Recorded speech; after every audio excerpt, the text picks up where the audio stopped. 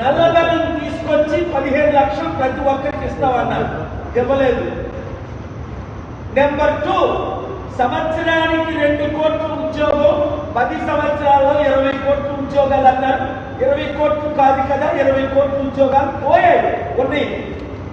Number 3, dollar రూపాయితో సమానం అయిపోద్ది అన్నారు. మన దేశ చరిత్రలో డాలర్ 5 నుంచి 10, నేను అమెరికా వెళ్ళినప్పుడు 12 రూపాయలు, ఈ రోజు 86 రూపాయలు. నెంబర్ 4, సబ్కా సాత్ సబ్కా వికాస్ అన్నారు. అందరూ అభివృద్ధి చెందుతారన్నారు, ఎవరు చెందలేదు. నెంబర్ 5, రైతులకి న్యాయం చేస్తామన్నారు, రుణమాఫీ అన్నారు, అభివృద్ధి అన్నారు. రైతులు అన్ని తీసుకెళ్లి అదాని అంబానీకి అమ్మి పెడుతున్నారు. నెంబర్ 6, మన రాష్ట్రానికి ప్రత్యేక హోదా ఇస్తామన్నారు, ఈ రోజుకి ఇవ్వలేదు. నెంబర్ 7,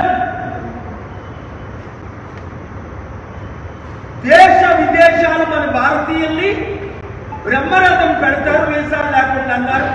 ఈ రోజు అమెరికా దేశమే మన భారతీయుల్ని చైనలతో కొరడాలతో కొడుతుంటే కాళ్ళకి సంఖ్యలు, చేతులకి వేడీలు, ముఖానికి చూపించుకోలేని పరిస్థితి. మోదీ నోరికి మాట్లాడు, ఇంకెన్ని చెప్పాలి? ఒక్కటేనా?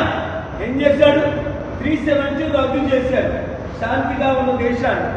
రామ్ టెంపుల్ కట్టించాడు, మసీదులో కట్టవలసింది. మసీదు ఉన్న ప్రదేశంలో మేము రామ్ టెంపుల్ కట్టి లక్షల మంది మణిపూర్లో చనిపోతే ఈ రోజుకి టూర్ చేయలేదు. ఏంటి మోదీ చేసిన ఒక మంచి?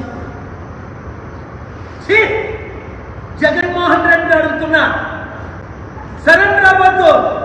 నువ్వు సరెండర్ అయ్యావు, నేను గెలిపించారా? 25% ఈవీఎం ప్రీప్లాన్ చేసి చంద్రబాబుని, పవన్ కళ్యాణ్ని గెలిపించారు. లేదా పవన్ కళ్యాణ్కి 21 సీట్లు, 50,000 లక్ష మెజార్టీతో రావడం. అసలు బుర్రున్నాడు ఎవడైనా అలాగా ఆలోచించుకుంటే ఉంటాడా?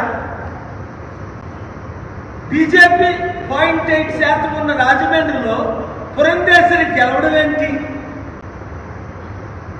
అక్కడ బీజేపీ, వైసీపీ యంగ్ లీడర్ మొన్న కలిసి అంటాడు, ఐఎమ్ డిఫీటెడ్ అని. అరే బాబు, నీ ముఖానికి ఆ పదవి ఎక్కడ ఓడద్దురా? 2 గంటల ఫ్లైట్ లో కూర్చుంటే నువ్వు డిఫీట్ అవ్వలేదు, నిన్ను డిఫీట్ చేశారు, నిన్ను ఓడించారు. 25% ఈవీఎం ప్లాన్డ్ ప్రీ ప్రోగ్రామ్డ్ ఈవీఎంలతో ముంటే జైమల్ బ్యాలెట్ పేపర్లో ఎలక్షన్. ఒక్కసారి మొన్న జగన్కి 100 సీట్లు వచ్చాయి, జగన్ గెలిచాడు. అది జగన్కి తెలుసు.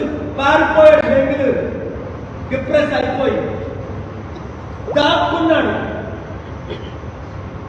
తిట్టా, తమ్ముడు రారా బయటకు, నువ్వు నీ తరపున నేను పోటీ చేస్తా అని నేను వార్నింగ్లు ఇవ్వబోసరికి ఆయన కొంచెం ధైర్యం వచ్చింది. ఎందుకు? ప్రాణం పెట్టు, అవసరమైతే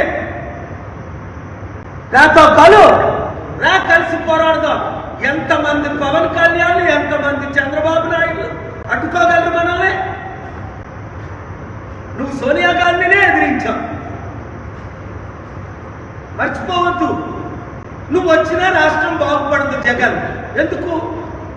ఇప్పుడు కొన్ని 10-13 లక్షల కోట్ల అప్పు, ఇంకో 10-13 కోట్ల లక్షల అప్పు. నేనైతే అప్పు చేర్చగలను, నువ్వైతే రాజకీయం చేయగలవు. ఎంత మంచి కాంబినేషన్ రావాలి కదా. ఎప్పుడైనా తిట్టానని కోపం, నేను తిడితేనే నీకు ఆశీర్వాదం, నేను తిడితేనే నీకు దీవెను. ఒక తండ్రి లాంటి వయసులో నీకంటే పెద్దోడిని, ప్రపంచ అనుభవంలోని కలిసి పోరాడదాం, రాష్ట్రాన్ని కాపాడదాం. ఇంత ఓపెన్ ఆఫరింగ్ ఎవరైనా ఇస్తారా? విజయసాయి రెడ్డిని నమ్మావు, నిన్ను ముంచేసి. శర్మిలాని నమ్మావు, నిన్ను రోజు చెప్తుంది బ్యాకెట్ స్టార్.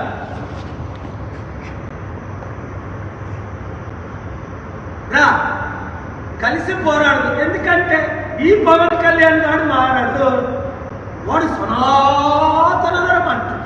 మొన్నటి దాకా నా భార్య క్రైస్తవురాలు, నేను క్రైస్తవులు, నేను యుద్ధంలో బాప్తిజం పొందాను, నా పిల్లలు క్రైస్తవులు అన్న పవన్ కళ్యాణ్ ఈ రోజు నేను పూర్ణ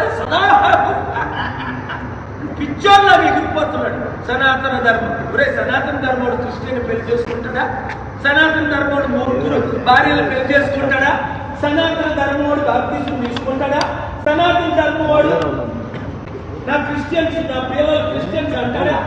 సనాతన ధర్మాన్ని ఇన్సల్ట్ చేయొద్దు. నీకు 1% క్వాలిఫికేషన్ లేదు సనాతన ధర్మంగా. నువ్వు సెక్యులర్ బయటకు వచ్చాయి పోస్ట్ కొరకు సనాతన ఎందుకు ఊరుకోవడం? అదో బతుక.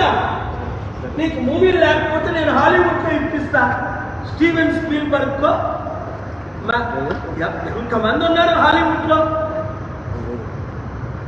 మూవీల్లో డబ్బులు లేవు, మూవీల్లో ఫ్యూచర్ లేదు. అన్నయ్య ఏమో కాంగ్రెస్ ప్యాకేజ్ స్టార్ 1000 కోట్లు సంపాదించాడు, నేను సంపాదిస్తాను.